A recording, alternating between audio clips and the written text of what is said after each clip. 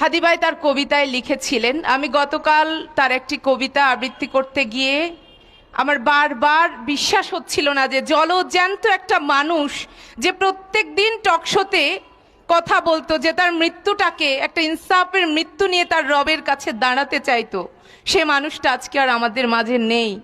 এটা মেনে নিতে সত্যি আমাদের কষ্ট হচ্ছে। যতবারই কষ্ট হচ্ছে তখনই পবিত্র কোরআনের সূরা ইমরানের সে আয়াতটা আমাদের মনে আসছে যে কুল্লু নাফসিন জায়কাতুল মাউত, প্রত্যেকটা প্রাণীকে মৃত্যুর স্বাদ গ্রহণ করতে হবে। কিন্তু সেই মৃত্যুটা যদি হয় শহীদি মৃত্যু, শাহাদাতের মৃত্যু, তবে সেটা কতই না সুন্দর, কতই না মধুর। হাদি ভাই তার একটি কবিতায় লিখেছিলেন, আমি তার কয়েকটি লাইন বলতে চাই। হে সীমান্তের শকুন, এক্ষুনি ছিঁড়ে খাও আমাকে। হে আটলান্টিকের ঈগল, শিগগির খুবলে খাও আমাকে।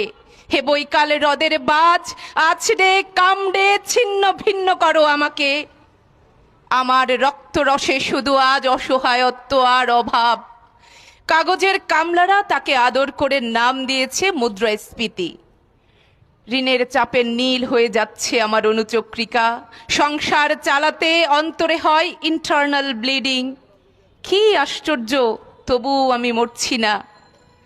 ওইদিকে দোজখের ভয়ে আত্মহত্যা করবার সাহসটুকু পাচ্ছি না।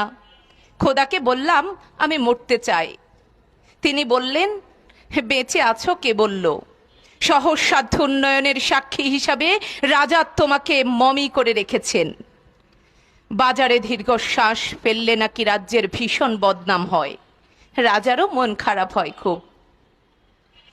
হাদি ভাই তার এই কবিতার শেষ লাইনটি লিখেছিলেন যে দল বেঁধে হামলে পড়ো আমার বুকে, আমার রান থান চক্ষু কলিজা আজ সব তোমাদের গনিমতের মাল।